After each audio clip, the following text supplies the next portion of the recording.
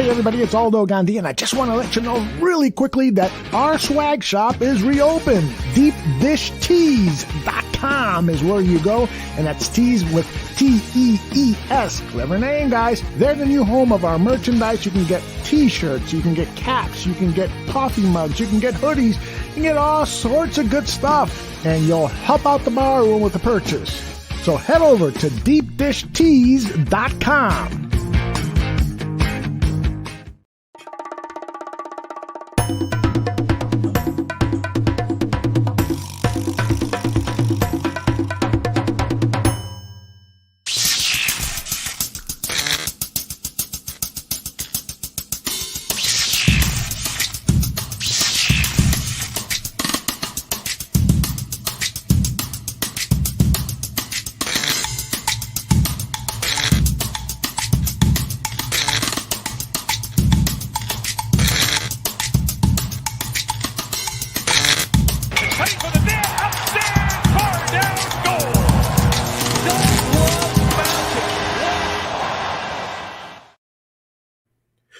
What's up and welcome back to Bar Down Blackhawk Talk, episode number 27, presented by the Bar Room Network. My name is Vinnie Parisi, and I'm right here with Joey Parisi and Joseph. You like coffee? I do. Love what coffee. What do you like about coffee? I drink my coffee black. Elaborate. I don't know. There's even with cream and sugar, I feel like there's probably something better tasting that I would rather have. So when I drink coffee, it's usually just because I want a nice hot liquid to get my day started. All right. I mean, it's very boring. You must be fun at parties. It's very. I know. I don't wake up and make myself a pot of coffee. All right. I get that. Some people like it is obviously a great boost. I know when I have a cup of coffee on a cold winter morning, it helps elevate my game. Go to the gym after. It always helps. No doubt about it. I think there's around 15 milligrams of caffeine per ounce of coffee. So I mean that's a fair amount when you say. I mean, what's in a Red Bull? I don't know. A Red Bull has that can right there. What is that? A 24-ounce can or no? This is a 12er. Oh, that's probably around like 85 milligrams. It should say on the can right by the barcode. All right. Well, I kind of like coffee culture. Like, it's not my favorite non-alcoholic beverage in the world. Like, I like it. Don't get me wrong. I'll drink it, but I don't wake up in the morning and go, got to get my Dunkin', got to get my, like, I don't do that. I have enough energy on my own if people can't tell already. But I like tasting different kinds, if that makes sense. Almost like, the beer guys, like me and you taste beer for fun, like even not necessarily to get drunk all the time, just to like taste different flavors of beer. I like doing that with coffee too, tasting the different sorts of espresso and the mixed drinks, the lattes. It's all good stuff to me. Yeah, stuff like that. There's a whole realm of expertise for coffee. Mm-hmm. It's kind of similar to beer. But for me, beer, like I could drink 10 different lagers and see a difference in all of them. I'm not sure I can say the same thing for coffee. I don't know. Just maybe if you got more into it, you might be able maybe to. My palate just doesn't work that way. But you give me like 2 medium roast beans or whatever the hell coffee, and like I drink it black, it's gonna taste like coffee to me. So I'm not picky when it comes to my coffee. No, I'm certainly not picky either. You know what? One thing I do like though, and this kind of goes for all walks of life for me, I like hearing analysis on coffee. Like, how people get intrigued when they listen to me and you babble on about pizza or whatever it is we're talking about with foods that we do know well. When I hear like a coffee expert just start getting into the X's and O's of coffee artillery, I really, really enjoy listening to it.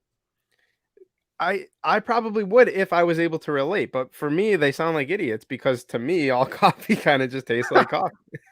I understand what you're saying. Like, I know we have an uncle who has an espresso machine, and you got to like pack down the beans real tight and make sure that shit is like perfect with the water and everything.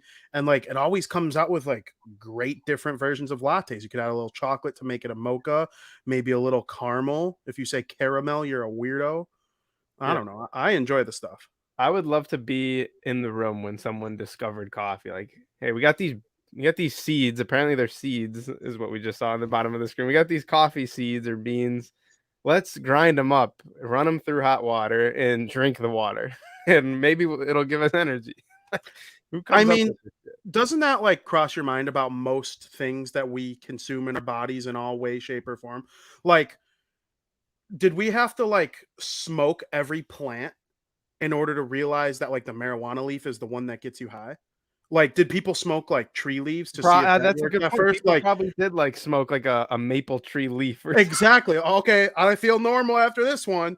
something. Ooh, but that little weird flower over there, that one made me feel funny. It's Like the same all thing with coffee or like vegetables, the vegetables that you can't eat. How did we decipher the difference between like that and a tomato? just tastes bad. As Drumline, our father Mike, the biggest coffee guy that we know.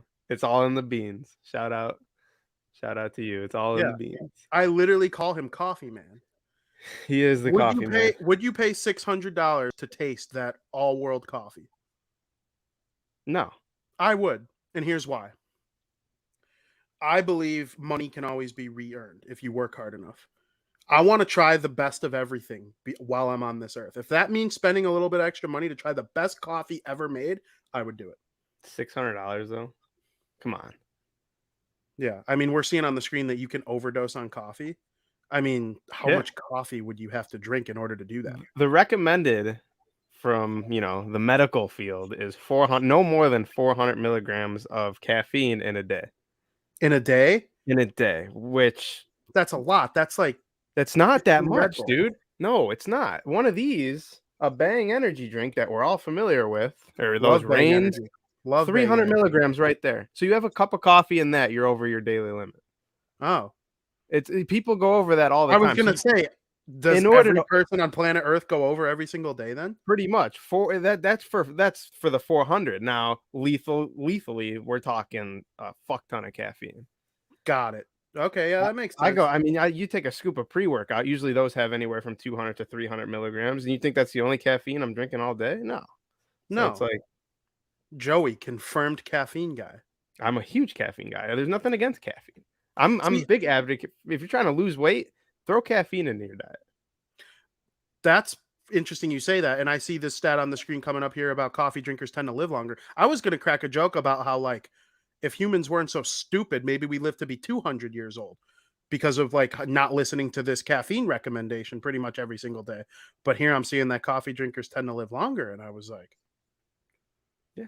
Coffee's good. The thing that'll kill you with coffee is, you add in all your fats and your sugars. I never put sugar in coffee. I think it's weird because if it doesn't disintegrate into the coffee and you got like that little sandy feeling with your sips, ew.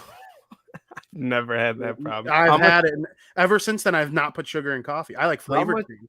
How much sugar are you putting in to where you've reached the maximum amount that the liquid can, dissolve? There is an amount. Yeah, that happens with like all liquid. You learn about it in science class. Yeah, I don't know. What's that called when something can dissolve in a liquid? I don't know. Osmosis. No, it's the solubility. Oh, well, Science 101 with Joey Parisi. Maybe we'll start a science podcast here. Yeah. One thing that I do know for a fact is hockey players love coffee. Yes, they do. So in order to get Always walking off the bus with their cup of Joe, cup of Dunkin'. It's honestly remarkable how it's like every single one of them. And I know I'd be that guy. I would stop be that at the guy. Timmy Hortons. You didn't even mention it's National Coffee Day. Is that why you started this? I mean, are you dumb? Well, you should have said on behalf of National Coffee Day. It just clicked now. Yeah, I mean, I thought it was obvious the reason I brought up coffee.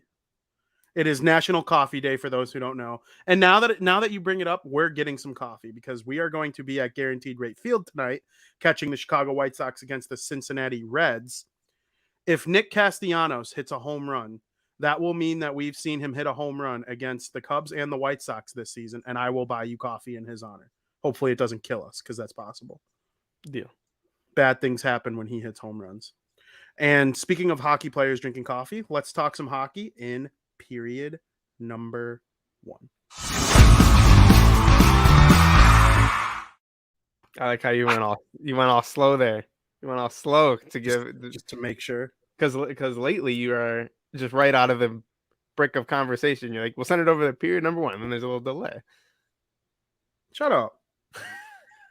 Chicago Blackhawks looking good so far in training camp and all the additions they've made this season. Have you taken a look at the lines so far in the preseason or in the training camp with Team Black, Team Red, the scrimmage lines, the practice lines? The only thing I've like really, yeah, I have. I've seen they have Tyler Johnson playing winger, right? No. He's playing center. So you could catch an article on at thewindycity.com about the Chicago Blackhawks and their line combinations and how there might be a top line center that you're not expecting to be the top line center. When you think of the Hawks for the last decade, the top line center has been Jonathan Toews. Patrick Kane plays wing on the second line. You never keep Toews and Kane together. That was Joel Quenneville's thing. They were never together unless they were down a goal with 6 minutes left in a playoff game. Coming back from injury, it looks like Jonathan Toews is going to start the season as the 2C, and the top center playing with Alex DeBrincat and Patrick Kane so far in practice has been Tyler Johnson. I love that, and I'll tell you why before you get into your soliloquy on the whole thing. Tyler Johnson goes into corners, wins 50-50 puck battles, plays hard, grinds, goes to the front of the net. He is the perfect centerman for Patrick Kane. I think of the best Patrick Kane years. Who was his center? Artem Anisimov. Not a superstar, not the best, just a hard-nosed center that does it all.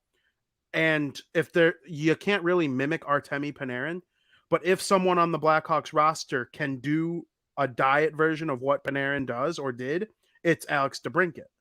So I just think that line can recreate the line that existed a couple years ago when Patrick Kane was the league's MVP. I think it could put up similar numbers. I don't see that being the top line. I think so much changes in training camp, and you're talking about the scrimmage where it was Team Red and Team Black, right? Yeah, DeBrincat, Johnson, and Kane, and then Jonathan Toews was playing with Riegel and Hagel. Well, tonight we have the lineup. I don't know if you looked at it. It's Kubalik, Toews, and Kurashev. Yeah, that was the line in practice yesterday. And Doc is which practice? The scrimmage? Yeah, they had two separate teams, Team Black and Team Red. No, Kirby Doc was centering Kubalik and Kurashev. Tonight, Toews Toews is. And Doc is playing second line center tonight along with Brett Connolly and Hagel. So is Patrick Kane not playing? Patrick Kane's not playing tonight. There's so much that changes in preseason hockey in between rosters and roster transactions that I would say nothing is really, you can't look at any of these lines. You have to look at them all with a grain of salt. You do, but is Tyler Johnson and DeBrincat also not playing? Because tonight? If they're not, I don't think there's a coincidence in that. Neither of them are playing, no. Okay, so all three of those guys who have been doing this practice top line are not playing tonight. But what I'm saying is yesterday in that scrimmage, Kirby Doc played with Kubalik and Kurashev. Toews and Doc flipped. Yes. That makes sense. I don't know. I don't see, I think it's just they were making lines for this scrimmage. I don't think that Tyler Johnson's going to play top line center with Kane and DeBrincat. Who's Doc's wingers in tonight's game? It is Brett Connolly on the left and Hagel on the right. Yeah, I think that's what it's going to be. I don't. I do, because Tyler Johnson is just so perfect for Kane and DeBrincat right now. And obviously things could change when Toews gets a couple games under his feet. I just don't think that they're going to start the season with Toews as the top line center. There's one player I'm very excited to see tonight. And yes, we're going to the game. I'm not going to be able to watch it live, but you better believe I'm going to be keeping up with it at the game. Is it Lucas Reichel? It is. Is Reichel or Reichel? I keep saying Reichel. I heard someone say Reichel, so I'm just going to say Reichel. You can say whatever you want. I really don't care. He's playing with Borgstrom and Nylander. Yeah. In yesterday's scrimmage, it was Reichel, Toews, Hagel. Yeah. So I don't know. I honestly see Reichel earning a top 6 spot. Top 9 at minimum.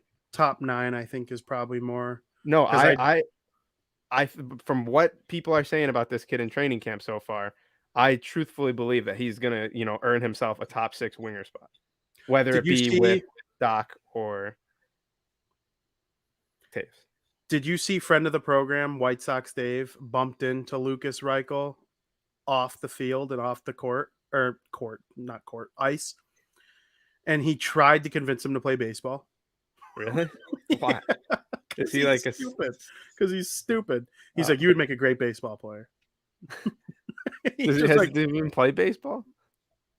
No, he's No, German. I know. I was gonna say, like, what makes you think, like, let me try to recruit this guy to play baseball if you don't even play baseball? I mean, think about who we're talking about here.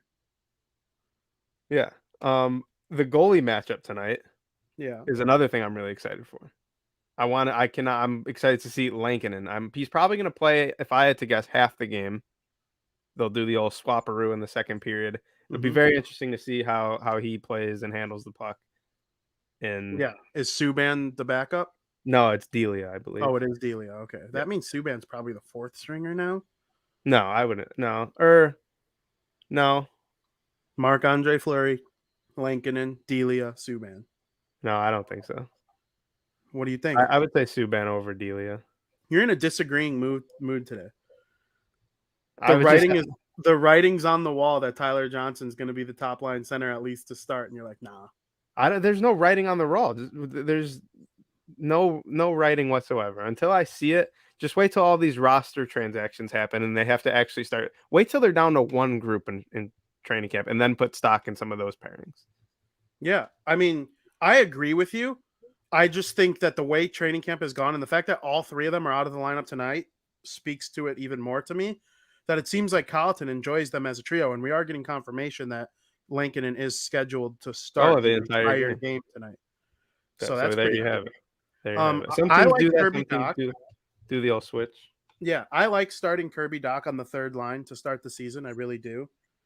And you can see based on this clip here that he scored the game-winning goal in their scrimmage yesterday, and it was a sweet play by Caleb Jones to get Dach the puck around Alex DeBrincat, who's no slouch himself, and Dach beats him.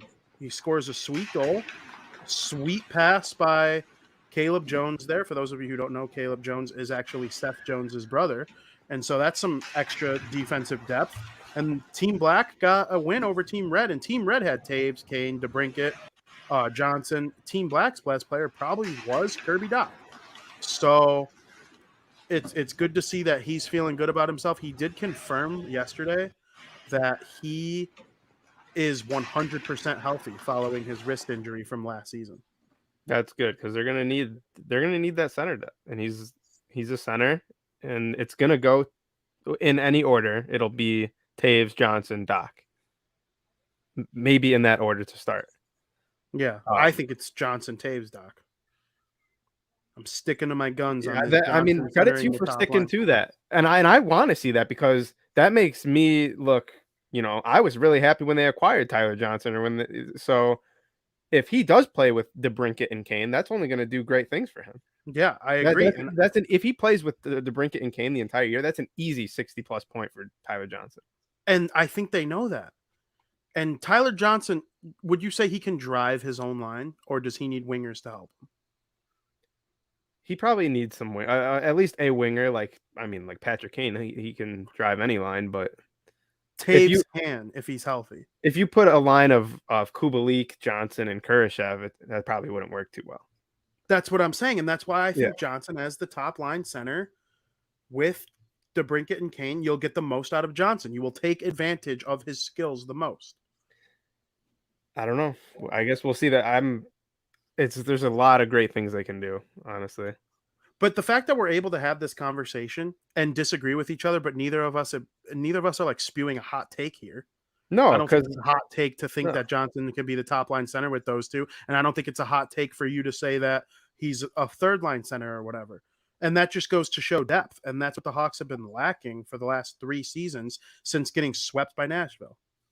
Yeah. But if Rico lights it up tonight, he's playing on the third line left wing. If he lights it up tonight, they're going to give him looks in top 6 minutes with either Taves or Dach, or maybe he could end up playing with Johnson and Hagel or Kurashev. My issue with that is he going to play above DeBrincat or Kubalik on the left wing? I don't think so. I think what they could do is have 3 really good scoring lines. If Lucas Reichel is awesome, and you put him with Doc on the third line, and then you have Kubalik with Taves on the second line, and DeBrincat with Johnson on the first line, that's an awesome top 9 center left wing combination.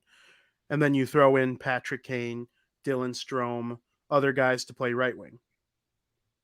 Yeah, I just saw it. I don't know if this was announced earlier, but Tyler Johnson's wearing number 90. It's a pretty cool number.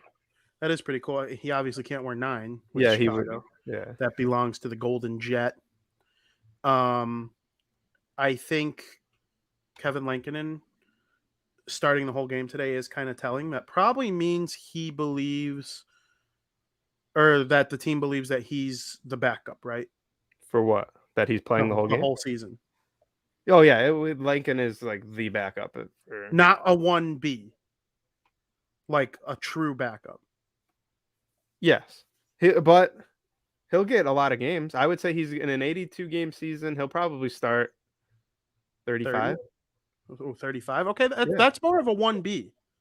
If Fleury gets 52 and he gets 30, that's a starter and a backup, but it's and I think that's elevated backup. And I think that's the way they'll handle that workload. I mean, I'd be cool with it because part of Marc-Andre Fleury's last season in the NHL, which is probably this season, should be to help the Hawks develop Lankinen. I mean, there have been so many good goalies to come up around Marc-Andre Fleury throughout the years, and he's just the ultimate teammate. So you would have to figure that he's going to be there for Lankinen when he needs him. Yeah. The defense for tonight's game specifically. You mentioned that pass with Caleb Jones and Kirby. Caleb Jones is playing second line left defense with, you're going to need to help me out here, Kelnick? Oh, Wyatt Kelnick? Don't know much about him. He's probably going to be like their young up-and-coming defenseman, they hope. But he was playing second power play unit in practice with Doc and Kubalik. The top unit was Seth Jones with Tyler Johnson, Patrick Kane, Jonathan Taves, and Alex DeBrincat. And then they were using Kalnick as the second quarterback of the power play over a guy like DeHaan or Connor Murphy, who Connor Murphy probably will end up being that second power play guy, but we'll see if Kalnick can do it and do it well. And that's another thing that kind of led me to believe that Tyler Johnson was going to play a lot with Patrick Kane and Alex DeBrincat is the fact that he's the center for the power play unit. And Taves was doing what Malkin often does and like plays the point, or like not the point, but like the half wall as a centerman. And then if Johnson gets kicked out of the play of a face-off, Taves can come in or vice versa. Yeah, I don't know much about this defenseman, I'll be honest. I'm looking at his stuff right now. He's wearing number 48. Wasn't that Vinny's old number? Yeah. So yeah. Sure is. And then Riley Stillman and Connor Murphy are the top pair. So no Seth Jones tonight. No. Probably gonna to the bottom. Yeah, probably gonna fill up the lineup sheet when are they in Detroit? I believe they are. No, it's home. It's at the United Center? Yeah. Oh, I kind of figured that at home they would run Seth Jones, Patrick Kane. I believe because that's personally why I think that Jonathan Taves is playing. That could be. That place is going to go nuts. Yeah. Like whether it's not going to be full, it's probably not going to be this. I mean, maybe it will be this. You know, the Hawks fans are crazy when this team is. We know how crazy they are when this team's good. So I mean, we saw in the. I don't know if we'll talk about it in a little bit. The Seattle Kraken first preseason game. You would have thought that was a playoff game. Did you happen to catch any of that? Yeah, it was. We didn't talk about this. It was in Spokane. It was where the Chiefs play, the WHL team. They weren't at Key, or I keep calling it Key Arena. I don't think that's what it's called. They weren't in Seattle. Spokane is like a Canadian town in like British Columbia. Oh, is that probably because they were playing the Canucks? Yeah, that actually, I didn't even think of that. But like Ty Smith played for the Spokane Chiefs. Like they're a WHL team. I bet you that now that you say that, Seattle, let me check. They're probably playing all their preseason games in Canada because they just played against the Oilers yesterday. They're for travel issues, and then they're playing Calgary on Saturday or tonight. Interesting. I wonder if they're saving their first home game for like the regular season, but they had nobody playing yesterday, the Kraken. Connor McDavid just destroyed them. Yeah, I don't know. I don't know if their social media guy is trying to be a funny guy, like the Vegas Knights Probably. social media guy. All they kept tweeting about all night was how sick their road jerseys are. Every time there would be a score update, and be like, "Hey, we still look good in these jerseys." That's really funny. I mean, Yeah. it's true. They're sweet. Those, yeah, and I like the home jerseys better. And then when I saw the white ones yesterday, I was like, these look nasty. And then, of course, like you said, Connor McDavid just took over that game. Is Connor gonna like be the best player ever? I think he is. I'm starting to think so. Like he might not break Gretzky's points record, but like I don't care. That's not what makes the best player. Like it's not. It's just not what is the greatest NBA player, Kareem Abdul-Jabbar, because he's the NBA's all-time leading scorer. No. Yeah, I mean, Gretzky also did everything else too, though. So I mean, no, but I just think Connor's more skilled. I think he's visibly more skilled. Yeah. Well, visibly, yeah, but I mean, it's different eras. There's an argument to be had. You can go on all day about comparing the two. Connor McDavid, they need to build a team around that man, is what they need to do. And Darnell Nurse also looked really good for the Oilers last night as well. So, I hope the Oilers are good. And I know the Kraken were playing nobody, and obviously the Oilers are going to do that when they're playing everyone. And the Kraken, there is a new rule in the NHL where you have to play at least 8 veterans so fans get their money's worth.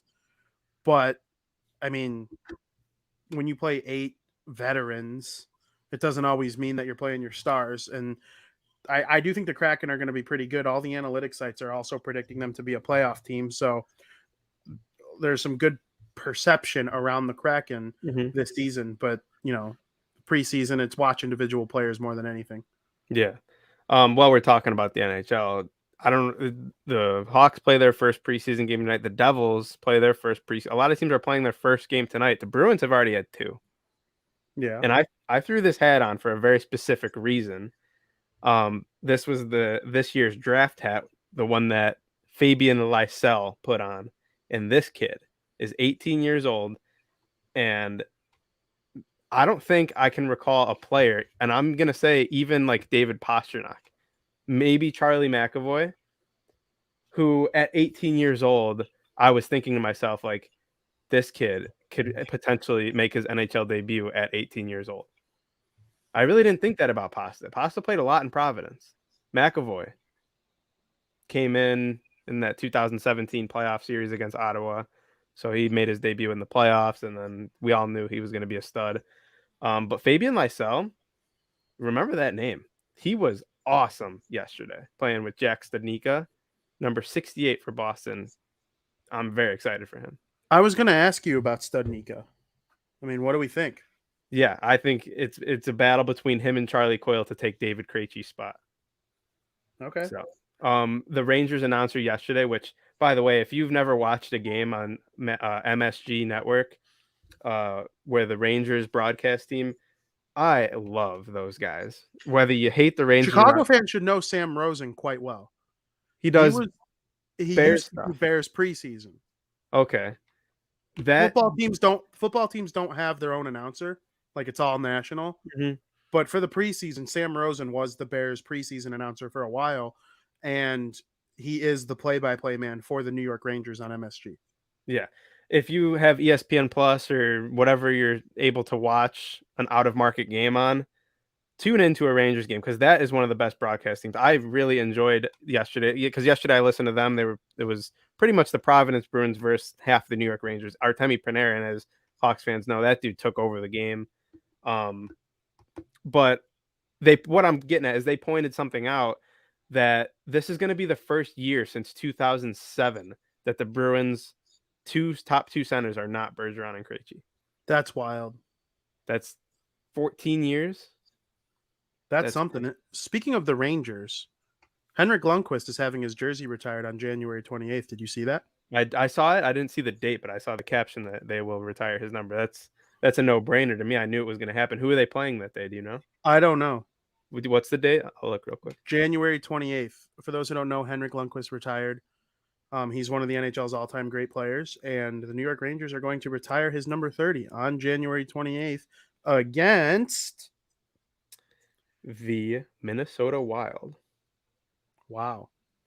That is I not what I was expecting. I know. I would say there's probably not much correlation other than it being a Friday night in Madison Square Garden. Yeah. That makes sense. I figured it would either be against the Devils or the Capitals. Yeah, but sometimes you just got to work with the schedule. Maybe they already have prior plans for it. It would probably be on a Friday or Saturday night. Yeah. Well, I would have thought it'd be a Saturday. And looking at the schedule for the Rangers, I mean, they play the Hawks December 4th on Saturday night. They play the Devils on March 4th on Friday night. Yeah, but they don't want to wait that long. They probably Exactly. don't even want to wait till January. Exactly, and that's all for Friday and Saturdays. All right. For those big teams. So me and Joey have a little bit of a disagreement on the Blackhawks lineup, but that doesn't necessarily mean that either of us are wrong, because Kirby Dach could easily be that guy too. Yeah. I think you got to look more at the guys who we don't know how they're going to do, like Riekle and some of the defensemen. Brett Connolly, what if he shapes up to be a top 6 left winger? Who knows? Yeah, for sure. There's some exciting things that are going to happen in the upcoming NHL season, right? Yeah. We should talk about those in period number 2.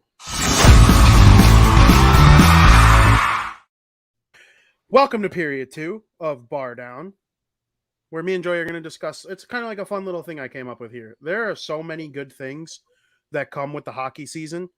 And if you're in the chat, I want to know right now, and you could tweet at Vinnie Parisi, at Joey Parisi, your favorite thing about the National Hockey League season. It could be your favorite event. It could be your favorite snack to eat at the game. It could be your favorite thing to do before and after a game. Anything in the world that relates to the upcoming NHL season that is most exciting to you, let me know. I want to hear it. Joseph, what food goes the best with a National Hockey League game? I probably should have thought about that beforehand, huh? Yeah, if only you got notes sent to you overnight, so you could wake up to them. So when I'm at the game, am I at the game or am I watching it? Both. All right, when I'm at the game, for some reason at the United Center, it's probably just because it was one of the first things we had. Their basket of chicken tenders, they're so fucking good. You get buffalo sauce on them. You could dip them in ranch. They have some real. Granted, I haven't been there in like 2 years. They have a really good. No one has. So I mean, I feel like that's always going to be my go-to at a Hawks game. When I was in Boston, they have a slice of pizza. It's literally this big. Wow. I took a picture of like in front of the glass. It's literally 1.5 feet, 2 feet long. It's kind of thin. It's a thin crust pizza. That's awesome. And you literally everyone is watching you eat it, because when you bring that thing back to your seat, you got this piece of pizza this big. It's just one slice, and it was, picture the slice being like a rectangle like that, or the pizza when they make it is a rectangle, and they just cut it once, and then that's a slice. So you get like a corner of crust. It's weird, for sure. Really good. And honestly, when I'm at home watching a game, I think I'm gonna go with pizza as well. You order a pizza. A lot of people call it football pizza, but no, when you order pizza delivery, our local pizza joint down the street, you just get that delivered, puck drop, and you go to town on pizza throughout the game, because it's something you're eating it first period. You get kind of full. You have a couple beers. You close the box. Third period rolls around. Hey, let's open the box to have some pizza again. I think I agree with you on the buffalo chicken tenders. Those things smack. They were the first thing I ever had at the United Center. When I'm at home, chicken wings. Those who live in the north, it could be the Winter Olympics, sledding, bobsledding, and your answer would be chicken wings. Don't kid yourself. You're picking I like chicken wings. I like nachos. I like pizza. I like all that with hockey. And there's something about like a gas station set of snacks when you're on your way home. You got the game at 6 or 7, and you make a quick stop at the local Jewels, and you get some chips, some dips, maybe a little sushi, like just little snacks like that that you can get at like either a grocery store or a gas station. Can't beat it. See, for me, that screams football. I don't want that. I don't want snacks for my hockey game. I'm sorry. Hockey game, I sit there, you're dialed in. The puck's moving. You got the eyes on the puck the whole, and then a stoppage. You blink, you go to the bathroom during the TV timeout. Football, you make the play. All right, they're huddling up. You got running clock. You go grab some dip. Hockey. That's where the pizza comes in. I hear you. NHL 22 is coming out next week, 2 weeks. And we are going to have a very special guest on this show to talk about it. But we'll save that for a different day. You excited for NHL 22? I'm not.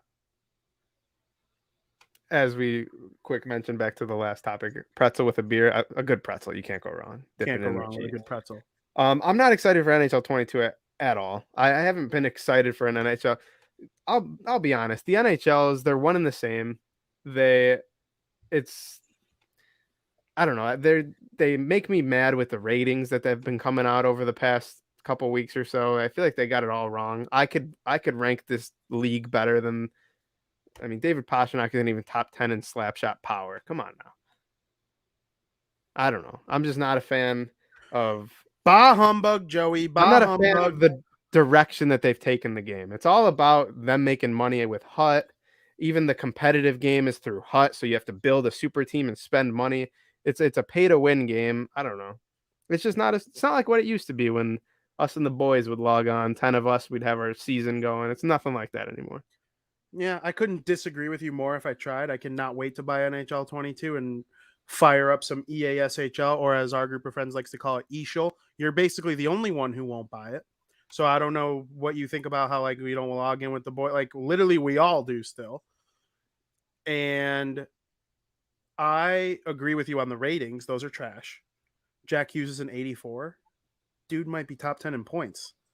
So like definitely think that the ratings are trash. But as far as playing the game with your friends on a Friday night or a Saturday night after watching the real games, maybe we get together with some of our friends and watch the old Battle of Alberta.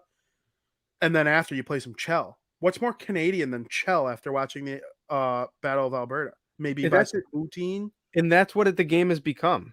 It's fun in terms of that. You have your people over, and then you got to kill time. We'll get a round robin tournament going. You play on the same screen or whatever. I get to go up. You're going down. I'm home. Who's home? Who's away? With 2 randoms in a suicide. That shit's fun. But I'm talking when you're playing alone, like the game. They've ruined Hut. There's no GM connected. It's the way the gameplay rolls. It's just not like what it used to be. Yeah, I mean, I get what you're saying. So, Joey, not excited for NHL 22. I am. Hockey night in Canada. You got the old music. I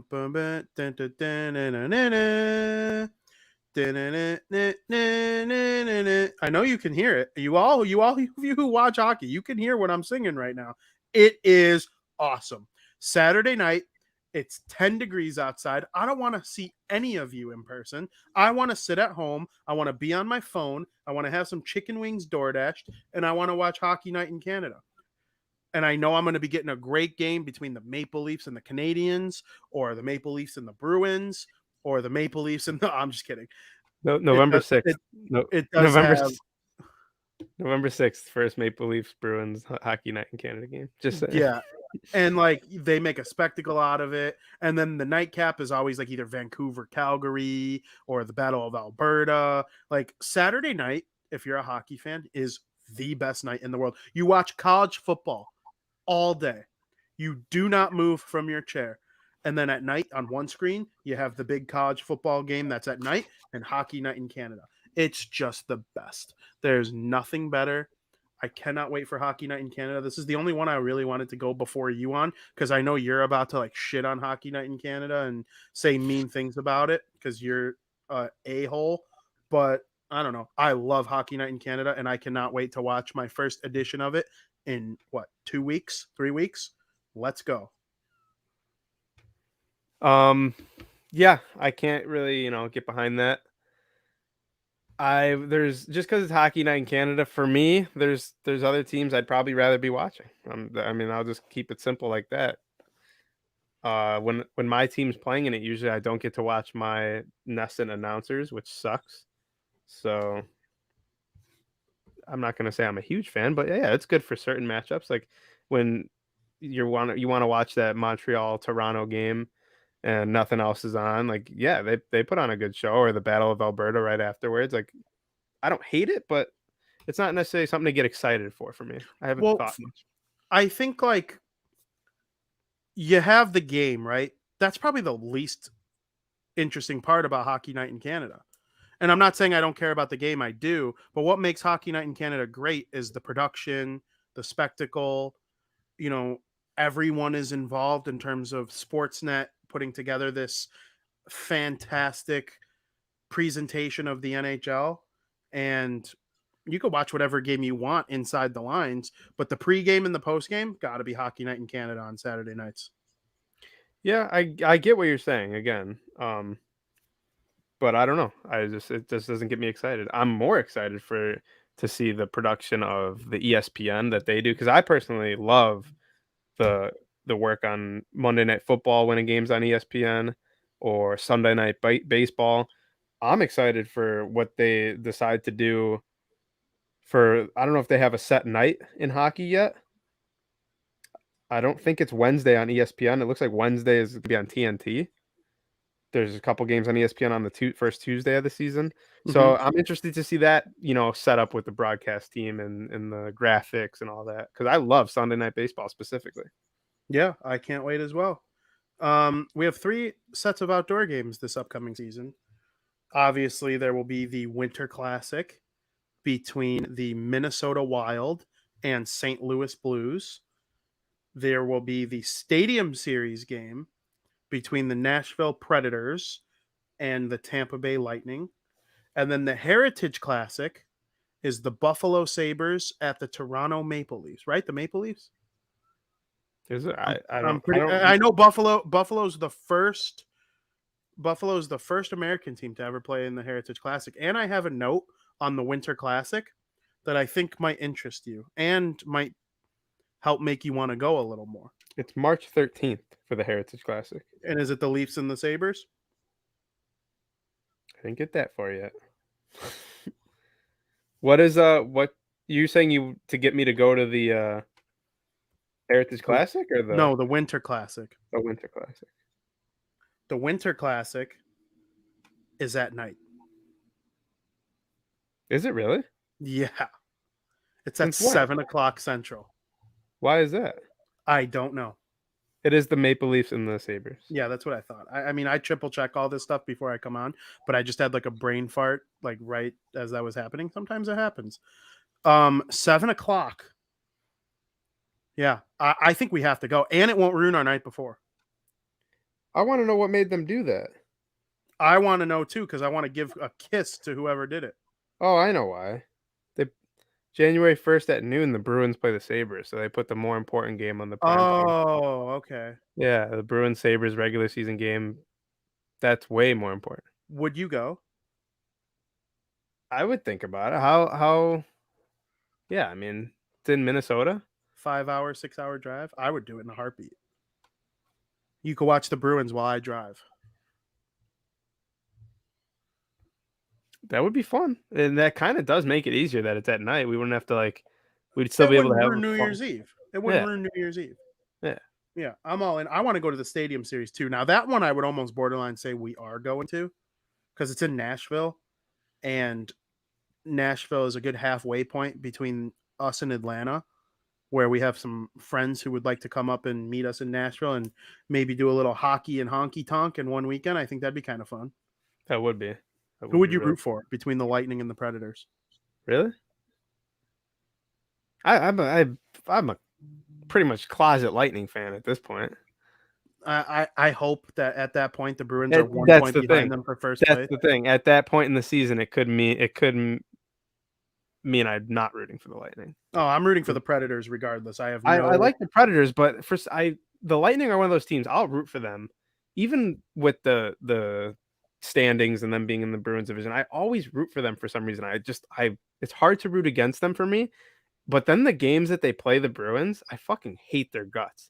It's like I don't know. It's like I'm watching a different team. And then they'll be playing the Bruins on like a Thursday night, and I'll be like, I fucking hate these Lightning. I hate them so much. And then like I'll be watching that Saturday game. The Lightning will be playing like, the Capitals. And I'm like, I fucking love this Lightning team. Like they're sick. That's The pretty Lightning, much how the Lightning are with me. the Lightning are cool. There's no Yeah, doubt about it. But it's I would hard probably to- root for Nashville. It's hard In for me to Nashville. go. It is in Nashville, so It's one of those things that like I'd probably just root for the home team. Yeah, I don't have too much stock in it. So do I want to go and be happy with the atmosphere of the fans, or do I want to go be a loner who gets booed at, like I always am? I mean, I kind of like being the loner who gets booed at I personally. love wearing away team stuff to home. Me team. too. Oh, me too. The only place I hate it, well, it never happens to me here, but like guaranteed rate field, if I see someone wearing the other team, I want them out. If I could have the FBI take them away, I would.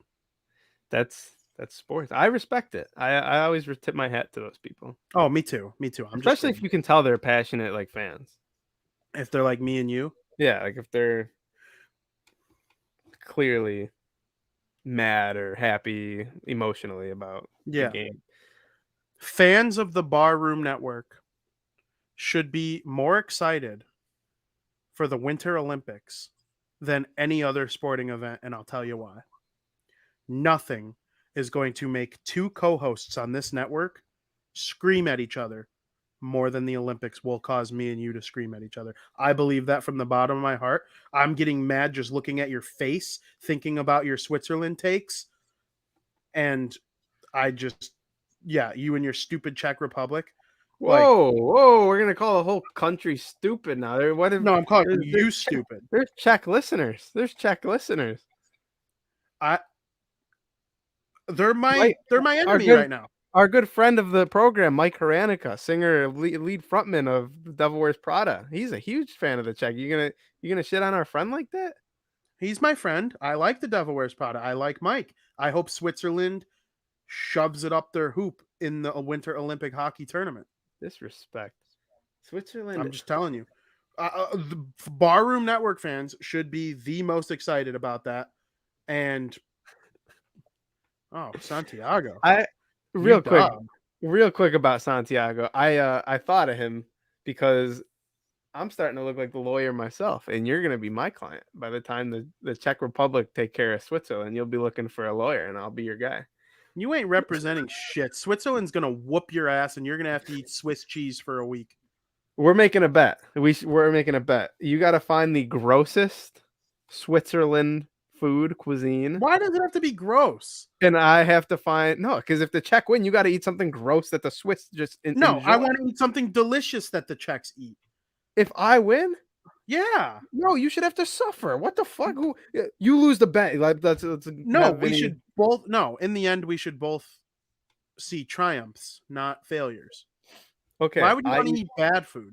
I think it'd be more like it's fun that the loser has to eat the winner's food of choice, but why make it gross? What are we, a bunch of barbarians? I'm not going to eat the gross thing. Because you lost. I would be eating something delicious. I think you're missing the point. I don't want to make you eat something gross from Switzerland. I want to make Switzerland look awesome. I want you to have to record a video of yourself complimenting Switzerland and how delicious this food item is. I feel like every country has something that's gross that they look at as like a delicacy or something that I ain't eating no bugs if that's what the Czechs are into or something. No, not gonna happen. Like in Australia, for the first thing that comes to mind, they eat this stuff called Vegemite. I don't know if you ever heard. It's like a spread, and every time you watch an American try it, it's disgusting. But apparently, they put it on like toast and they enjoy it. So something like that, there's got to be like that. No. Like Americans like Spam. I'm sure if you brought Spam to some other country, they'd be like, "What the fuck is this?" And they would think it's disgusting. I want you to have to compliment Switzerland when my Swiss whoop your ass. Yeah.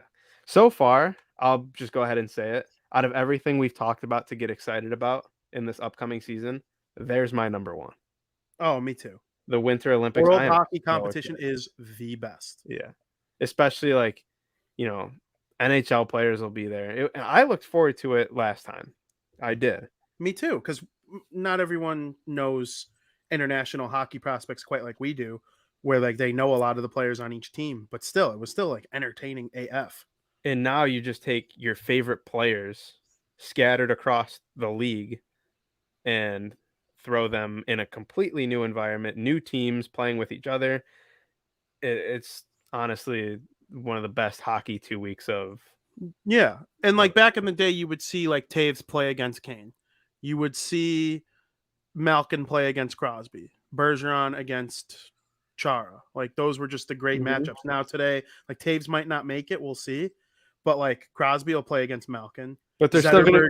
Zetterberg used to play against Datsuk. That was freaking sweet. Exactly. There's still plenty of that's gonna happen. Like seeing two players who you're so used to playing with each other, Malkin and Crosby, going up Yeah. against each other. Especially like I love when a group of players plays against their goalie.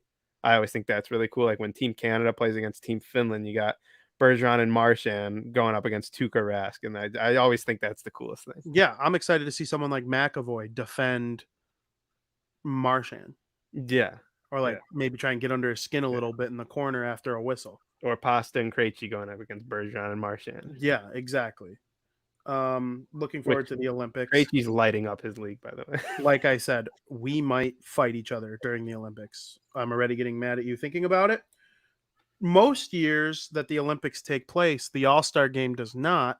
That is not going to be the case this year. We will have both. I know. That's another thing, and it's something that means absolutely nothing. I look forward to that All-Star weekend all the time. We kind of make a big deal out of it. We've seen them do it many ways over the past, few years. I personally loved it when there was two captains and they drafted the teams. I thought that was the coolest thing. The 3-on-3 is pretty cool too. It adds a whole new element to it, the voting and having 4 teams, little teams, 3-on-3, doing a little tournament. I love that, but I loved when they drafted teams with 2 captains. But I mean, I'm still waiting for the Atlantic to pull one together here and win one of these things. So yeah, we know what division the All-Star crown runs through, and that's the Metropolitan Division, which we will be previewing in period number 3. hasn't the Pacific won the most since the 3-on-3 tournament? I think everyone has one except the Atlantic. I don't remember the Central winning. The Central definitely won one, I think. Really? I could be wrong. I feel like I've seen the Pacific. I feel like they always win, and you would think, oh, Connor McDavid leads the way. No, the 1 year John Scott led the way. Yeah, that was something when John Scott played. Yeah. I'm looking forward to the All-Star weekend. Of course, the only thing that sucked about the old way where you're talking with like the captains, I think it's what made them change it, was like it was 25-21, like the final score. Like that's not fun. That's not fun. There is more. Their games are more competitive because, like, you're playing 5-on-5 hockey for 3 20-minute periods, and there's going to be breakaways because the defense don't care. There's going to be 2-on-1s, and the guy's not going to play the body. In 3-on-3, you're going to get that stuff. It's so fast paced. You're going to get these breakaways that would have been breakaways regardless in 3-on-3. Yeah, it looks like more real hockey. Mm-hmm. And for some reason, like when you get a bunch of guys and put them in a tournament opposed to just playing one game, they want to win that tournament. For some, like the competitive nature takes over, and you can tell that these guys actually want to win the tournament. And don't forget, they all split $1 million. Yeah, which means nothing to someone like Crosby or Matthews, but someone like John Scott, that extra 50 grand or whatever probably can help send the kids to school or something. Yeah.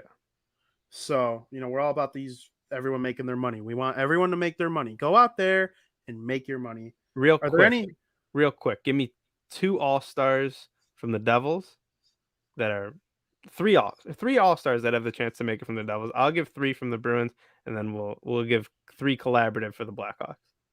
From the Devils, I think Dougie Hamilton is probably the obvious number 1 choice. And then, of course, the 2 forwards, Jack Hughes and Nico Hischier. Jack Hughes is yet to make an All-Star game. This will be his 3rd season, but really his first full season based on COVID canceling the first season and starting the 2nd season late. So this will be his like real first full season, we hope. And so I think he has a chance because he could be like a top 10 scorer. I do believe that.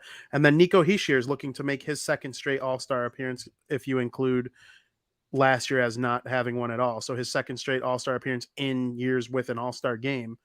He's already been an All-Star. He's awesome. So I believe one of those 3 will represent New Jersey in the All-Star game, unless multiple Devils make the All-Star game, which would probably mean the team's doing really well.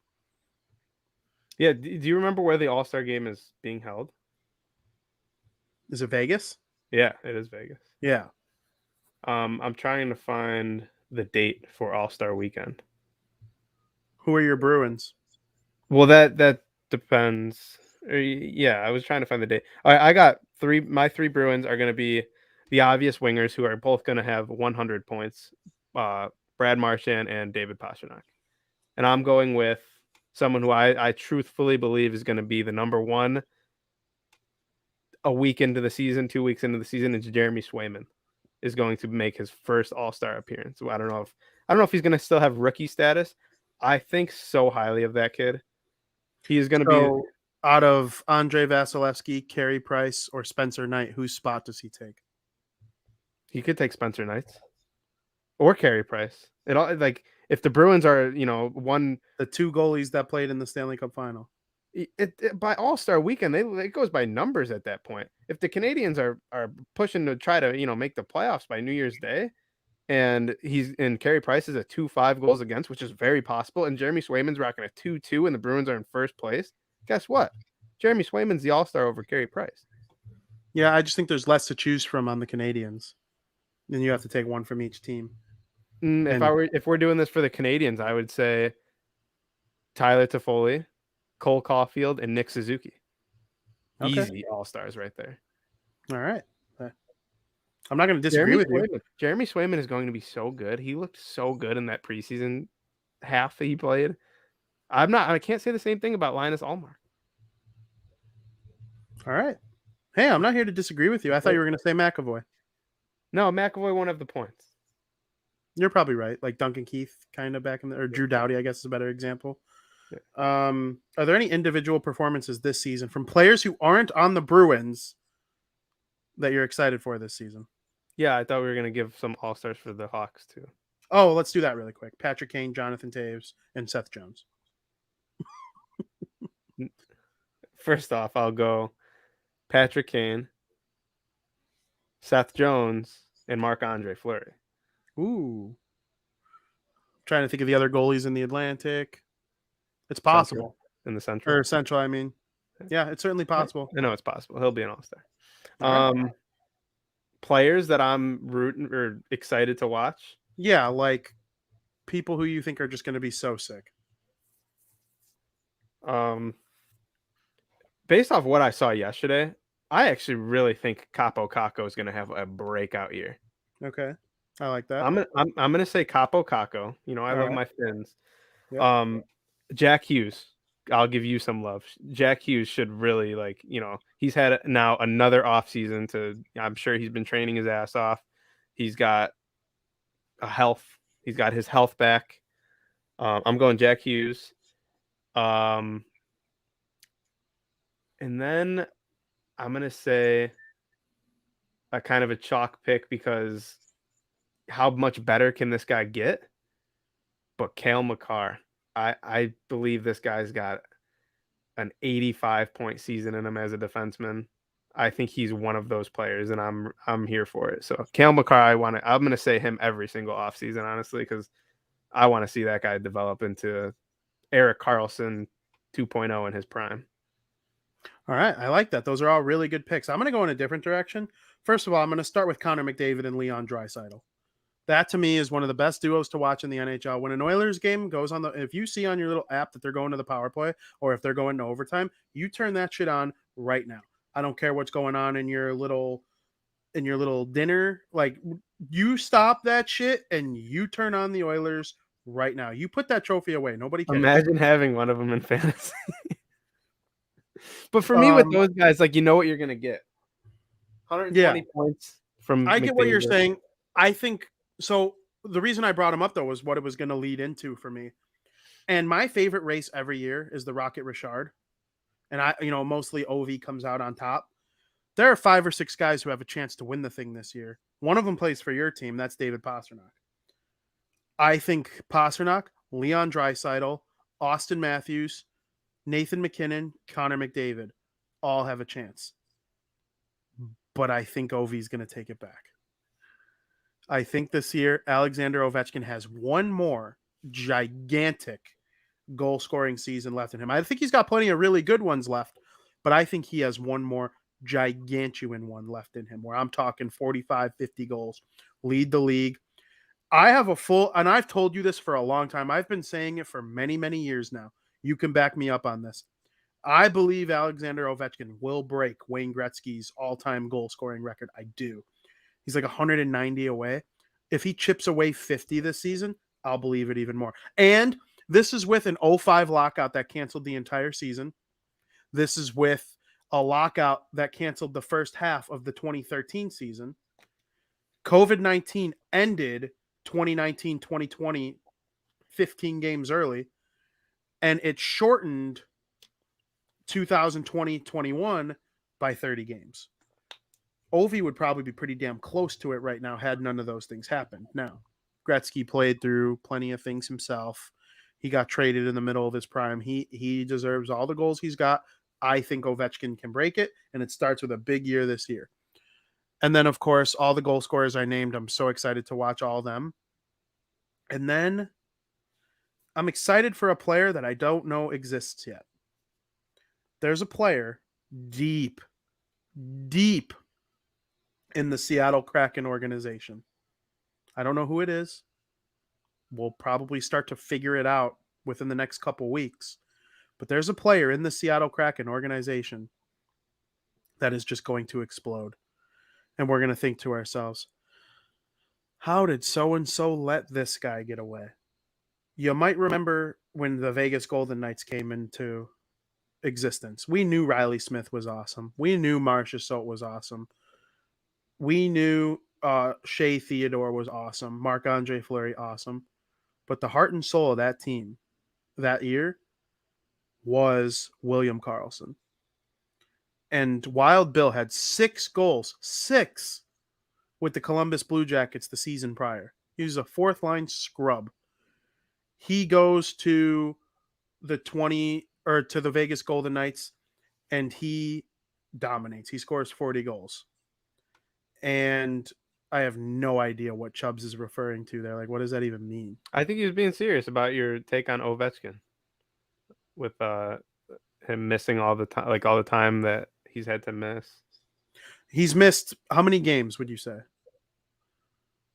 30 the first year, or the 30, 15. It's probably 82. It's probably close to 200 games, which based on Ovi's goal pace is about 100 goals.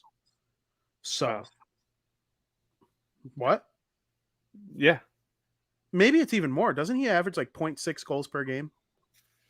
Something like that, yeah. So like 120 goals could be missing from all that. I don't know. I'm excited to watch all those guys, but the Kraken, that person who's the new Wild Bill, I think is like it's deep in there somewhere. Yeah, and it could very well be, like you said, someone who was on their former team, nothing but a bottom 6 guy. And yeah, I kind of agree. Yeah, another guy Chubbs definitely wasn't. Yeah, I see. He's giving you shit for saying that you think it's going to be a player that you don't know who it is. It's just like, and I get what he's saying for sure. Anyway, he said somebody pay me. Say I don't know who's going to be good, but somebody will. I mean, he just loves giving you shit. It's been a while. Giving me shit for facts. Yeah. Someone we didn't even mention was Nikita Kucherov.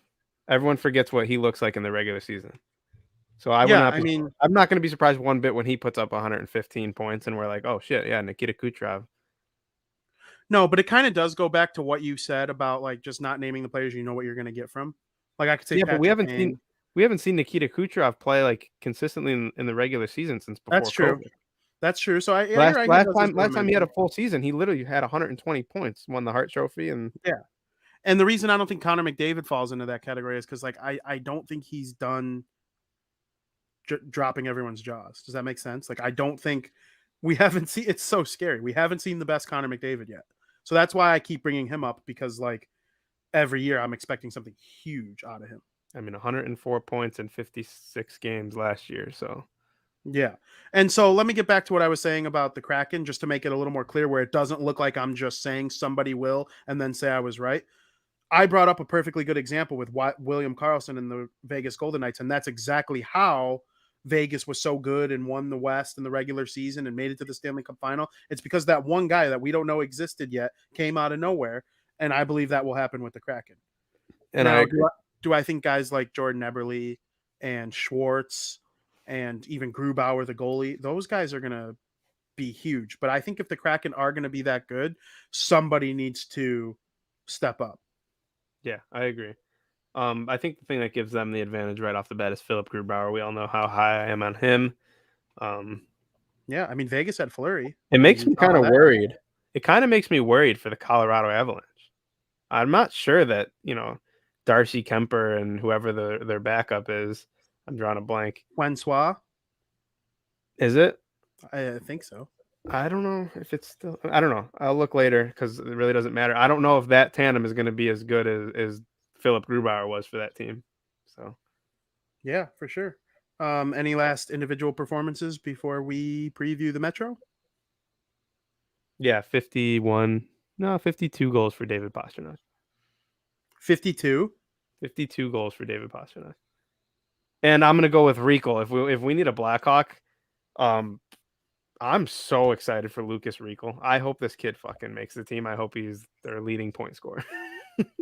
Yeah. I mean, I'm not going to root against the Blackhawks for Chubbs making fun of me because that's exactly what he's doing in that little comment of his. But I mean, I'd be salty too if my baseball team stunk. Let's head on over to period number 3. Welcome to period 3, where we're going to preview the Metropolitan Division. You like the Metro? I do. That's pretty much, my team was in the Metro last year. So this is like my... Kinda. Pretty much. Yeah, they were combined. It was the American teams from the Atlantic and half of the Metro. There wasn't a single Atlantic team in last year's division except for the Sabres. In last year's East Division, there wasn't a single Atlantic team besides the Bruins and Sabres. So it was the Bruins, Sabres, and then Metro. Yeah, and now that I think about it, you're right. The 2 Florida teams were in the Central. So was Carolina, though. And Columbus. And there's 3 Canada teams. So yeah, absolutely. We could do our little predictions like we've done for the last couple divisions here, but let's start off with a little bit of analysis. The Carolina Hurricanes. They're probably going to take a step back, but still be pretty good, right? The Carolina Hurricanes, I think, are going to take a big step back, yeah. Okay, but do you still have them as a playoff team? No, I do not. Wow. That's contrary to what you said earlier in the show. Not this show, but in the show's history. What did I say?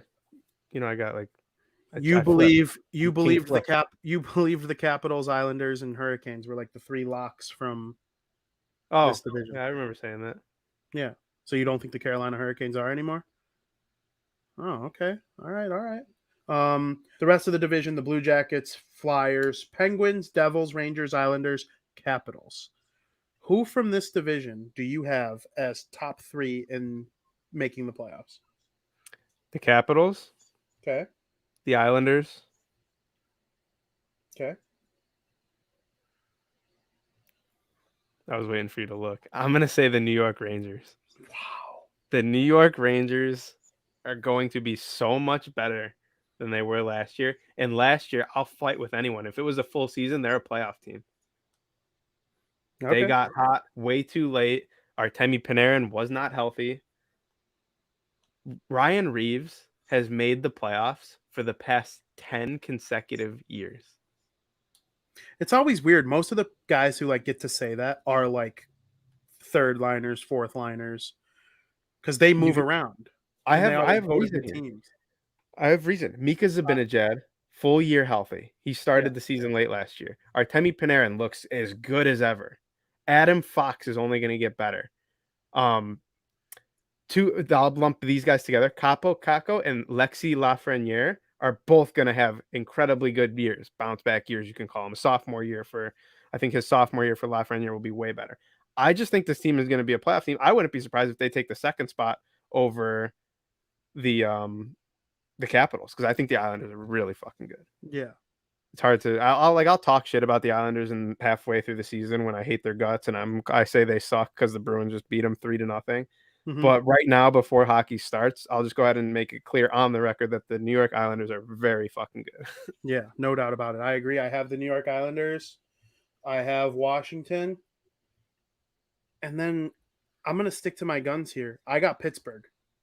I have a rebuttal for that Pittsburgh. They are going to start the season without Sidney Crosby and Evgeny Malkin.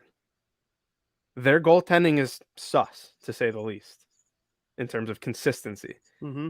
Pittsburgh is going to be a good team. February, those games are going to be hard. March, as we start coming toward April, I think they're going to fall into a hole that's too deep to dig themselves out of. Similar to the way the New York Rangers did last year. I don't see it for Pittsburgh this year. Yeah. And I think Chris Letang is not going to have as good of a year as he did last year. They're the best team in the NHL, in my opinion, at finding and developing NCAA players, and they come out of nowhere. That's fair. So I think those guys are going to make an impact. They still have Jake Gensel. They do have Chris Letang. Jari, I think, could be a good goalie. We'll see. I just think starting the season with those two guys missing, that's going to be a hard hole to climb out of. I mean, this isn't the Chicago White Sox here. Yeah, no, I get what you're saying, but they have a really good coach, too. They do have a really good coach. Mike Sullivan is awesome. Yeah. So I'm going to stick with Pittsburgh and believe that they'll be in it when Crosby and Malkin are fully healthy, especially Crosby. Do you have a wild card team coming out of this division? It could be Carolina. Could be. I'm not saying. I mean, okay. That to me all depends how the Atlantic shapes up. Yeah, but we're going to preview the Atlantic next week, and you got to keep these Metropolitan predictions in mind. Then the following week, 2 weeks from now, we'll recap all of them. Then I'm going to say your full list of playoff teams. I want to say no, but I guess say yes. You can put an asterisk next to it. It's going to be a battle between. I'll give you a sneak peek for next week. It'll be a battle between Carolina and Montreal for that final wild card spot. Okay. I am going to put Carolina in, but I believe they will be the only wild card from the Metro. Oh yeah, there's not going to be two wild card teams from the Metro. No, that Atlantic. The Atlantic has a better chance of putting two wild cards. That's what I'm saying, and if they do, it's going to be Montreal over Carolina, in my opinion. Yeah, I mean, you do have me second guessing my Pittsburgh pick, but I mean, it's hard for me to go against those Pens. And once those guys come back, like, who knows? They can get hot. We've seen it before. We've seen the Penguins go on these amazing runs. Yes. I just think that's going to be too big of a hole for them to climb out of. No Devils for either of us. No, I don't see it. Not yet. Maybe. But I think the Rangers are going to hold their head underwater, honestly. It's possible. But I do think Jack Hughes, Nico Hischier, Dougie Hamilton, it could give them the push they need. I hate that Mackenzie Blackwood is one of the only players in the league that's not vaccinated. But they don't play in Canada till December. Is it December 6th? December 6th. So, and I don't give a shit about any single person's vaccination opinion. I care about NHL players being able to play all their games. And that's what's at stake here with unvaccinated players not being able to go into Canada. And if the best goalie on the team by far has to miss 9 games in a year where they might miss the playoffs or make the playoffs by 3 or 4 points, that's a fucking problem. So take care of your shit, Mackenzie Blackwood. There you have it. Stop being fucking selfish. He claims he has the support from his teammates. So yeah, I'm sure they want their star goalie missing 9 games. Their Team Canada level goalie missing 9 games. If this were a Bruins goalie, you would be pissed. You're lucky it's a goalie because missing 9 games for a goalie, you just kind of work the backup scenarios around that. Yeah. That could end by the end of the season. That could look like on paper he missed no games. Yeah, because you're right. They just worked his rest into those games. He can't travel. He's gonna get vaccinated. There's not a doubt in my mind. I don't know. I wouldn't necessarily. I mean, yeah, it would suck. I'm sure it sucks, but yeah, I get what you're saying. It's better than it being Jack Hughes or Nico. Yeah, those guys aren't selfish and you work the games he's not going to be able to participate into his backup schedule. Yeah.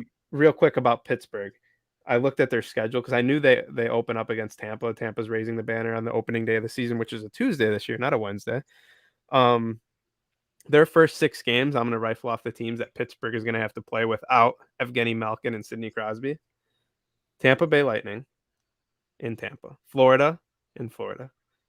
Chicago, their home opener. Dallas at home. Dallas is a question mark. Dallas could either be really good or really bad. Dallas might be Pittsburgh of the West. Then Toronto, and then Tampa Bay. That's tough. A tough 6 games to start the season without your 2 best players. No doubt about it. So that kind of just adds to my hole that they're going to kind of dig themselves into. I don't know. Maybe I'll be wrong. Yeah, I can't flip on it now that I said it. Like, I'm keeping Pittsburgh. But if the Devils are really good, I'm not going to be surprised. There's also one other team in the Metro that we both probably agree that the Blue Jackets are going to stink. No more Jones. If they are good, then it's literally like guys coming out of nowhere. Yeah, I just look at that lineup and I don't really see much going on, honestly. Cam Atkinson is on the Philadelphia Flyers. That's right. So they got Voracek. They have Voracek now. Yeah, you're right. That's the other team I was going to bring up in a minute, but that's right. I forgot they made that 1-for-1 trade. Tortorella's not their coach anymore. Yeah. So yeah, I'm not high. They're probably my last place team in the Metro. Where are you on Philly? Real quick about Columbus, the only way that Zach Werenski needs to obviously lead the way, but like you said, Seth Jones is gone. They need the duo of Merzlikins and Korpisalo to be way better than last year, because last year it was horrific. Yeah. Granted, yeah, it was horrific. And then Voracek needs to be the Jacob Voracek from what did he put up 90 points one year? Yeah, that's not going to happen. And Patrick Laine needs to be consistent. He needs to not score 4 goals in one game and then go 15 without scoring, which I don't see happening. Who knows? Yeah, I got Columbus coming in last. They do have your daddy Sean Corelli on the team, though. That's true. I believe Philly and New Jersey will battle till the end for playoffs, and with the Rangers, because I don't think the Rangers are going to make it. I think those 3 teams will battle hard all season long, and one of them will come really close, but ultimately I got Carolina and Pittsburgh taking those final 2 spots. Give me your thoughts on the Devils and Flyers really quick. I think the Flyers would have a better chance over Columbus. Yes. But I don't know. I'd say the Flyers and Devils are actually pretty comparable in terms of if I think they'll make it or not. It could come down to the season series between the 2 teams. I realistically think they're going to kind of be right up against each other in the standings throughout most of the season. Yeah. Do you see a world where Washington and Pittsburgh fall off and teams like the Devils and Rangers take over? Washington has a little bit ways to go before falling off. Before falling off. Okay. If Ovechkin scores 50, like I think he's going to, then. Pittsburgh, yeah, I could kind of see it within the next 3 years or so, especially Crosby and Malkin working their way out. Yeah, I do think that's on the Devils and Rangers side, is Pittsburgh and Washington finally starting to go to sleep. I don't know. Washington, I can't really get behind. Washington, I don't see them. I'm saying over the next couple years. Yeah, I don't see them falling off anytime soon. Maybe not. I mean, they only have the 1 cup, but they've been one of the better organizations in hockey for the last 20 years. They have multiple President's trophies in our time. So the Rangers, I assume, are your sleeper team? If you want to even call it a sleeper team, I honestly that think would be a sleeper team. Yeah, then yeah, they're 100% my sleeper team, because I don't know. Just looking at that lineup, seeing their training camp groups, the goaltending is going to be a huge thing. Yeah, for me, they have Georgiev and Shesterkin. Which Shesterkin actually looked really good yesterday. I know it's just a preseason game, but yeah, when I watch these preseason games, I love looking at the goalies to see, like I said earlier, how good Jeremy Swayman looked. He only played 30 minutes of ice time in the first game versus Washington. In those 30 minutes, what did I look at? Obviously, you don't get a whole game. The goal that was scored, not his fault. he was positioned nicely. And then another thing I look at is their rebound control, how he's handling shots. Is he tracking the puck where it goes? If he's blocking it away, does he know right away it's over in that right-hand board? He did very good at that. And also playing the puck. He goes behind the net, plays the puck. He did an excellent job. Opposite end of the spectrum, Linus Ullmark, who started yesterday, mishandled the puck multiple times. He didn't know where the puck was on multiple shots. His rebound control, where he thought he had it, the puck sitting in front of him. Stuff like that you kind of look for. So I thought, the Rangers goalie looked really good yesterday. Pretty much is what I'm saying. Yeah, it sounds to me like one preseason Rangers game sold you on them being a playoff team. So you really love to see it. Who do you have winning the division out of the teams you named? The New York Islanders. Okay, we agree. Yeah. We agree on that. I think they have the best. I think the New York Islanders have the best goaltending duo in the league. Yeah, that makes sense. Last year, I would have argued it was Boston. Both those goalies are gone. Yeah. Okay, well, my winner is the Islanders. My sleeper team, I don't really have one because the 4 I picked are kind of the chalk 4, the 4 that have been in the playoffs from the Metro for the last 3 or 4 years now. But I will throw an honorable mention to the New Jersey Devils as a sleeper team because they could make the playoffs, and I really wouldn't be all that surprised. Eventually, these guys got to start taking like that next step and like getting them into the playoffs, and it's going to just randomly happen one year when we don't expect it, and it could be this year. Like, we're going to go into every single one of these years saying the same thing. It's coming, and just eventually it's going to happen. And that could be this year. I do believe that. So we'll see what happens. If Jack Hughes puts up 70 points and Nico puts up 80, okay, let's say Nico has more, and they miss the playoffs, how much is that contract worth that they're going to have to give him next year for Jack Hughes? What kind of deal do you give him after his entry level contract? Probably $8 million.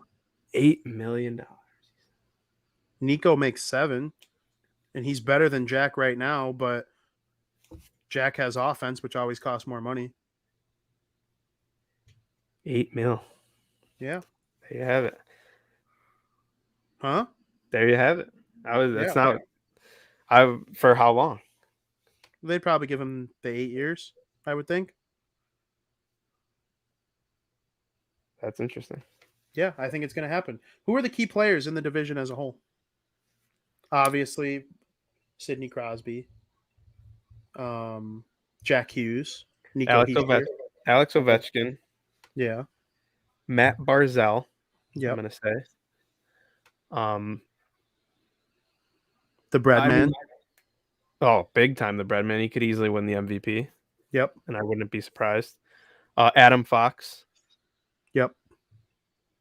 Probably the best defenseman in the division right now. And then whether they make the playoffs or not, I'm still going to go with Sebastian Aho, Teuvo Teravainen, that group of guys. Now Kakko Niemi. Mm-hmm. So, and another one is Dougie Hamilton. I'll go ahead and say him because if the Devils are somewhat good, if they're a competitive team, like I can't really say they were for a lot of last year, it's going to fall heavily on how he plays. So, no doubt about it. I want to give a special shout out to Evgeny Kuznetsov too, because everyone kind of forgets about him and Backstrom. I feel like even though they're the team's top 2 centers, Backstrom, we know what we're going to get: 60 assists, 20 goals. And he'll feed Ovechkin. Him and Carlson will do wonders working the puck at the top of the zone on the power play. And Ovechkin and TJ Oshie will benefit from it more than any 2 players on the team. But Evgeny Kuznetsov could take them from a playoff team to a playoff team that you trust to go deep. Another thing with the Capitals and why I'm kind of so high on them, they're a playoff team to me. We're kind of right up there with the Islanders. Is I think Anthony Mantha, a full year with him, and I do believe he's going to play on that top line with Alex Ovechkin and Evgeny Kuznetsov or whatever Backstrom, whoever he plays with. Yeah.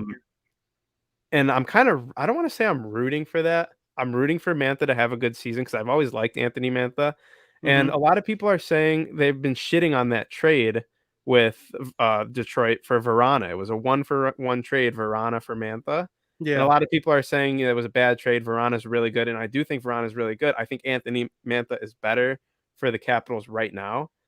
It'll be interesting to see how Verana does in Detroit, full year in Detroit. A lot of people are saying I think Mantha's better. I do too, but a lot of people are saying they think Verana is going to have a better year, like by a lot in Detroit, and it's going to make the trade look bad.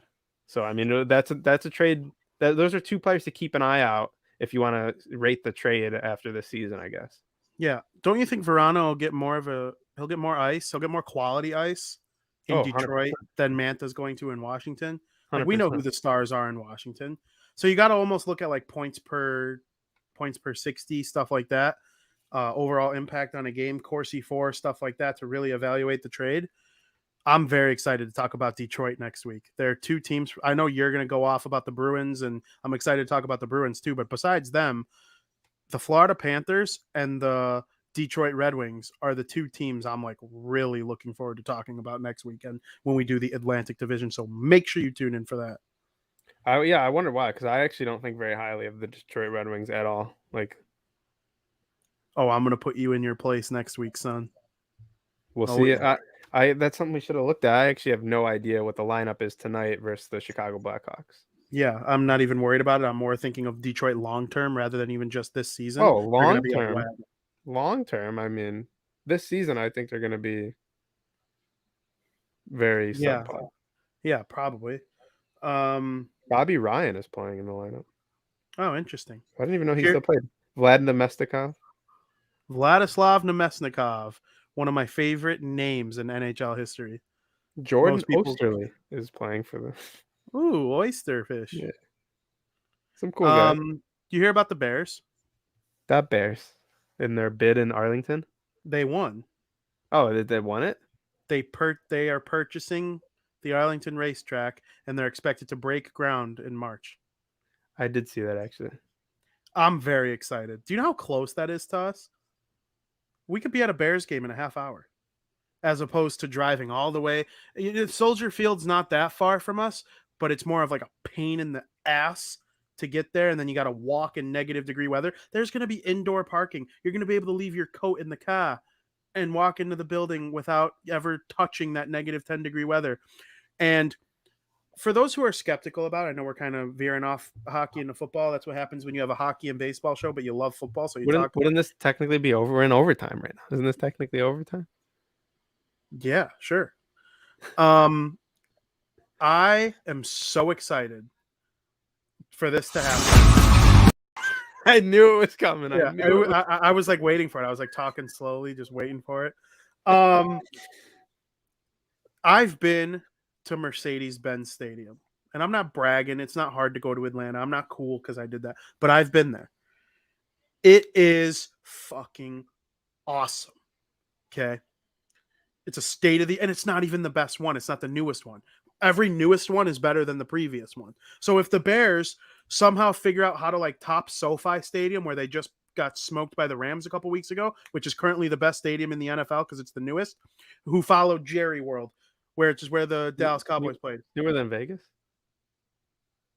Oh no, Vegas is probably actually newer, but it's like right there with SoFi. It's right there with SoFi, and like all these stadiums are like sweet, awesome stadiums, and I just cannot wait to even think about the Bears playing in a stadium like that. Your boy might become a season ticket holder. Good luck. Isn't the waiting list like? Yeah, but how would that be impacted by it moving? Well, they're not just going to screw all those people who've been waiting for 20 years. Yeah, but a lot of people might opt out if it's far away from them now. I don't know how it's going to work. I know I'll be going to a lot of Bears games if they're at Arlington Heights and it's indoors and it's not -10 and I could leave my coat in the car. And the only time I have to go even touch that nasty air is if I go out to my car. Do you think more people would opt out because it's farther? I would argue that there's a higher percentage of fans in attendance at Soldier Field live in the suburbs of Chicago opposed to Chicago. That could be. There are people that are mad that they're not in Chicago city limits when they make this move. Who cares? There's so many. They're going to be called the Arlington suburbs. Half of sports teams don't even play in the heart of the city that they're called. Especially in the NFL. Yeah. The 49ers play 40 miles away in Santa Clara. The New York Jets and the New York Giants play in New Jersey. I don't want to hear any of this crap. They're going to be the Chicago Bears, whose stadium is in Arlington Heights, Illinois. It's going to be a state-of-the-art stadium. It's going to be better for everyone. Maybe they'll even put a couple restaurants in there where me and you could stop for some great tasting Les fillings before we watch the Bears get dominated by the Browns, probably. Maybe. They'll put every restaurant they could think of in that area. You know what I think is funny? Matt Nagy did his press conference today, that little snake. And someone asked him about, the Arlington Heights thing. And his response was like, he's so entrenched in the game plan. He don't think of that. Matt, you're not even going to fucking be here when that shit is fully. Why are people even asking Matt Nagy what he thinks? He's going to be the offensive coordinator of like the Jaguars by that point in time. He ain't even going to be with the Bears. I don't get why people are asking Matt Nagy what his opinion is on. No one develop the quarterback. Get more than 1 yard passing next week. Ask him about the freaking Bears' new stadium. I don't want to hear Matt Nagy's opinion. If Matt Nagy's still here when that stadium comes up, let me just tell you something about this guy. I cannot believe that I woke up on Monday morning and he was still the head football coach of the Chicago Bears. Cannot believe it. Flabbergasted. If they lose to the Lions this weekend, which I'm fully rooting for, he has to be gone. He has to be gone. They got 47 yards of total net offense against the Browns. 47. One of them was via the pass. Now, obviously, Justin Fields threw for more than 1 yard. You got to keep in mind, he was without his number one quarterback. Shut the hell up. You sound like an idiot. You're being a troll. I'm not being a troll. You're Skip Bayless. You don't actually think that. The Red Rifle is my guy. Well, guys, 5 minutes each for fighting. He sucks. I lost my fantasy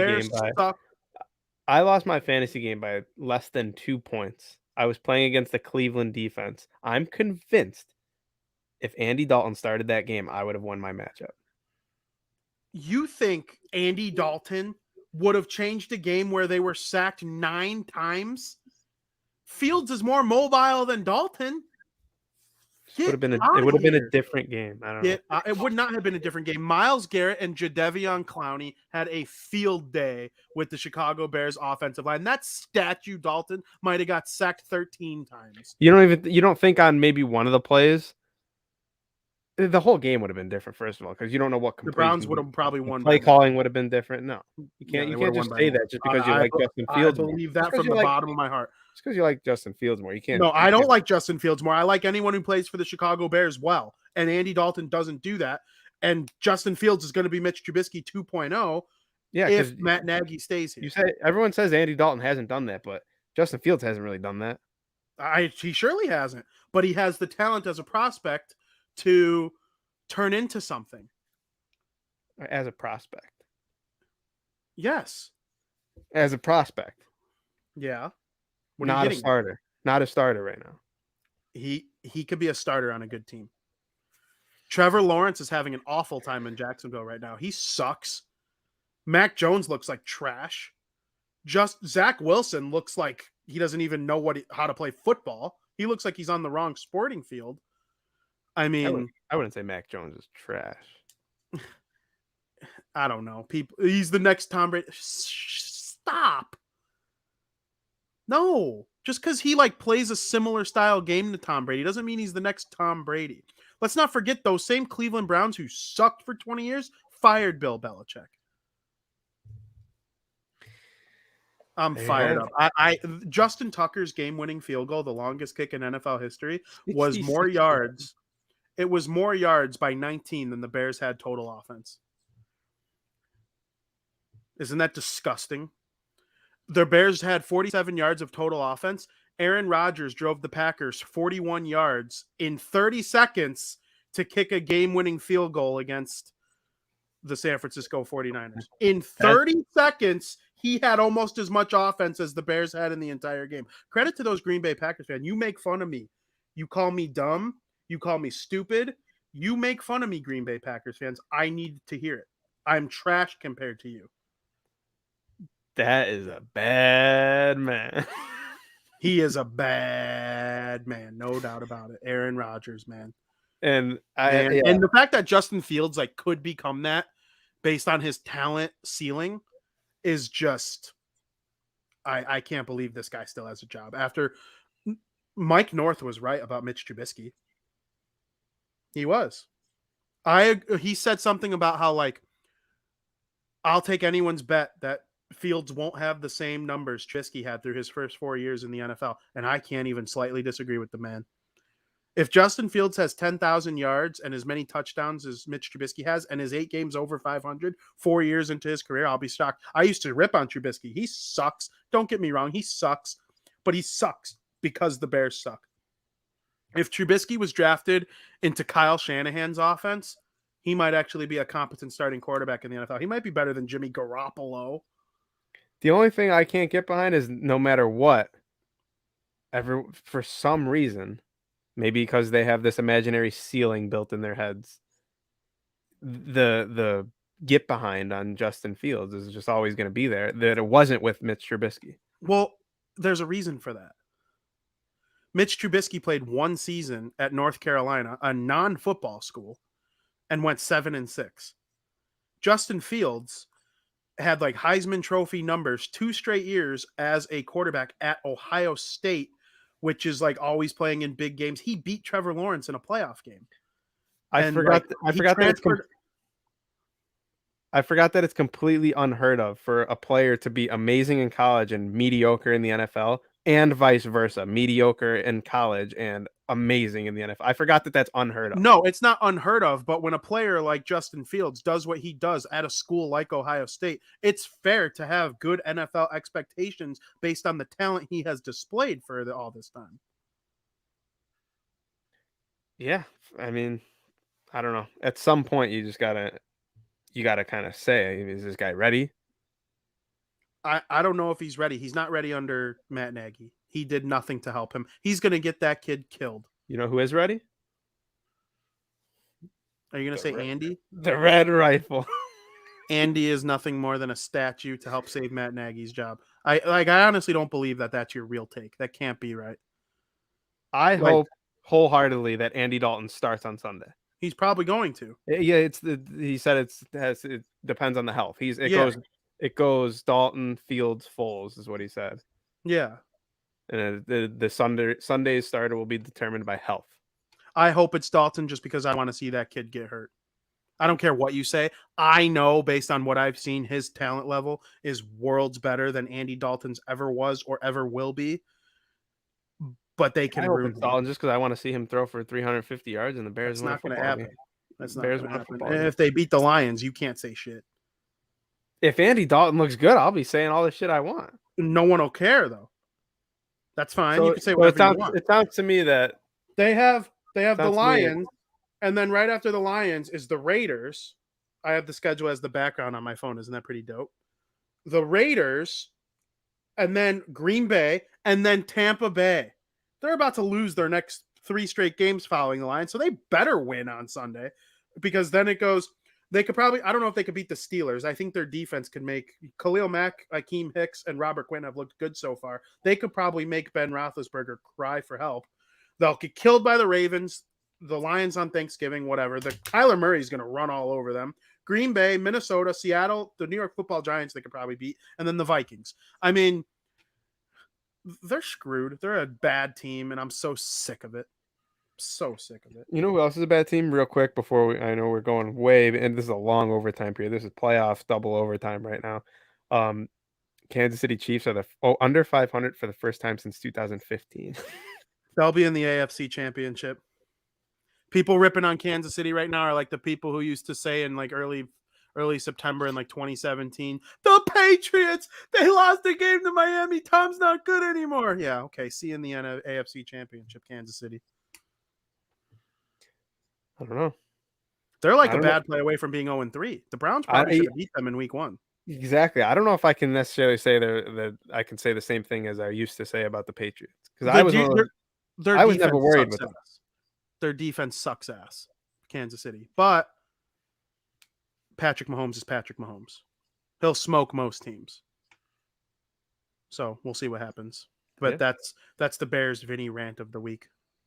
We need I didn't one want to do it on baseball because our American League Central Division champions reached 90 wins. We're going to the game tonight. I don't want no negativity on that show. The only time we'll be negative is when we talk about the 90 lost Cubs. That's the only time I want to be negative on that show. I don't need to talk about the Bears on freaking Crosstown Crosstalk tomorrow. Well, yeah, I was going to say, lucky for you and every listener at home, we have our baseball show tomorrow, 2 p.m., Thursday. Be there. We'll be talking baseball. And we're going to try not to talk about the Bears because it gets you into a mood that we just don't need. We don't need that atmosphere. We don't need that negativity. There are some people who probably enjoy it. If you enjoy it, feel free to tweet at Joey Preseason, at Vinnie Preseason. No, not at Vinnie Preseason. I don't want to hear from you. What's the Thursday night football game tomorrow? Thursday night football. My phone isn't working. Thursday night football. I just had it in my head. You called it. Oh, it's Joe Burrow versus Trevor Lawrence. It's stupid.